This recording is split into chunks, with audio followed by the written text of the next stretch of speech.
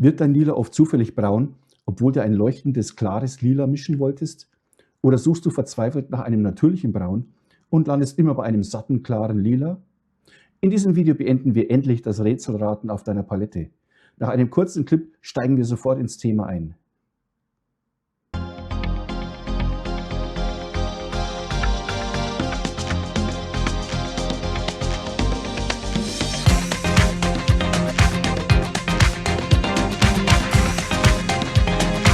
Ja, herzlich willkommen zu einer weiteren Episode von Michael Sachsens Art Skill.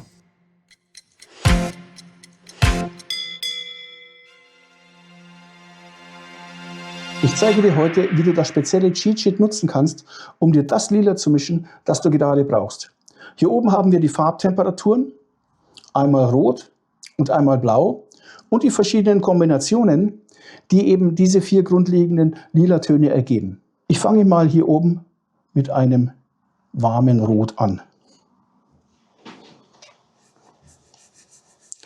Warm deshalb, weil es gelbstichig ist.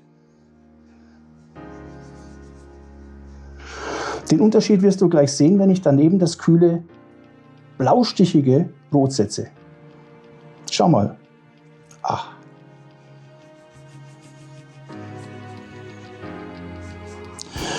Und das ist schon mal eine Erkenntnis, dass wir Farben nicht einfach isoliert betrachten, sondern wir sie im Zusammenhang sehen. Hier oben haben wir ein warmes Blau. Warm deshalb,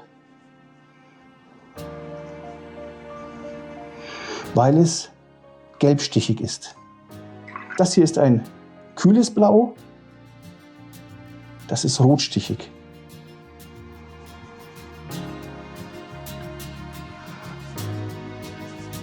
Das ist ja ein Rot und das ist ein Blau.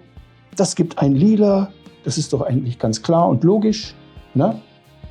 Aber jetzt schauen wir uns tatsächlich mal an, wenn wir nicht nur das Rot mit dem Blau mischen, sondern wenn wir mit den Temperaturen mischen. Und das ist nämlich genau der springende Punkt.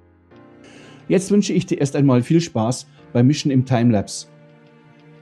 Wir sehen uns dann gleich wieder, wenn wir uns die Ergebnisse gemeinsam anschauen. Das ist ein kühles Rot, blaustichig.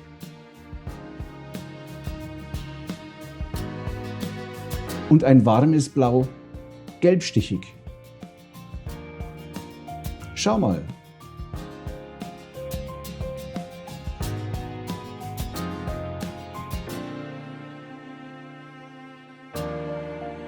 Hier haben wir das warme Rot, gelbstichig.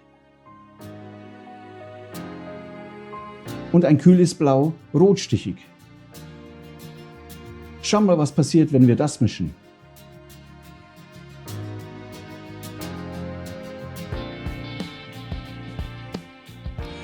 Das ist wieder das gelbstichige, warme Rot.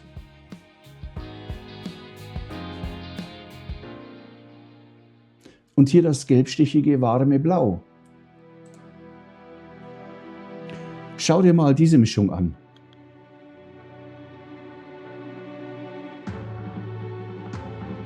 Und zu guter Letzt ein kühles, blaustichiges Rot.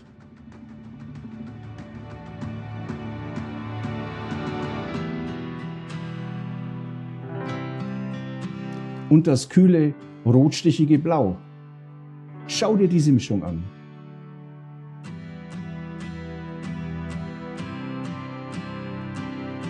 So, und jetzt kommen wir zu unserer Analyse. Schau dir das mal an.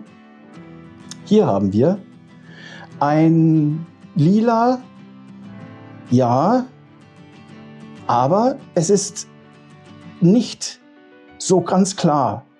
Es hat nicht diese strahlende Leuchtkraft, die du von einem Lila vielleicht erwartet hättest, weil du dir denkst, wir mischen Blau und Rot. Ne? Aber hier ist eben ein Gelbanteil mit dabei. Ne? Hier haben wir ein ein sattes Rot mit einem Gelbanteil und ein Blau mit einem Rotanteil. Deswegen wird das hier schon ein kräftigeres, ich sag mal, ein kräftigeres Lila, wobei das kräftige Rot hier, ich sag mal, die Oberhand hat, weil es auch eine opake Farbe ist, mehr noch als zum Beispiel dieses Alizarin. Das ist eine transparente Farbe. Und hier das Ultramarin ist auch eher transparent. Also überwiegt hier das Rot alleine schon durch die Transparenz bzw. durch die Deckkraft, weil es eben eine deckende Farbe ist. Und das Gelb zusätzlich hat natürlich dann eine stärkere Wirkung und setzt sich hier mehr als ein Braun durch als ein Lila, obwohl es schon ein Lila ist, aber es ist ein richtig schmutziges oder ein braunes Lila schon. Hier haben wir auch wieder das gleiche Phänomen. Wir haben hier ein Rot mit einem Gelbanteil und wir haben hier ein Blau mit einem Gelbanteil.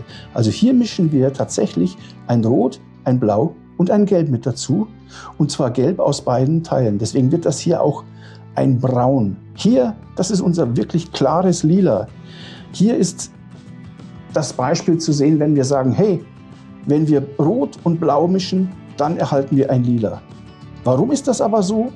Weil hier haben wir einen Blauanteil und hier haben wir einen Rotanteil.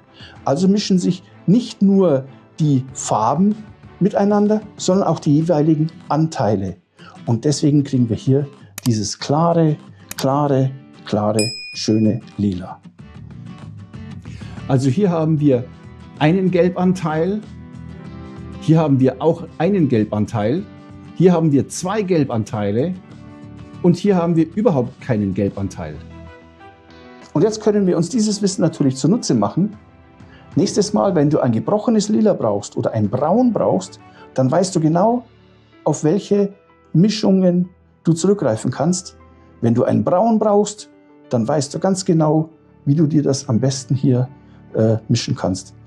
Durch Zugabe von etwas mehr Blau oder etwas mehr Rot kannst du das jeweils in die Richtung schieben, in die du das brauchst.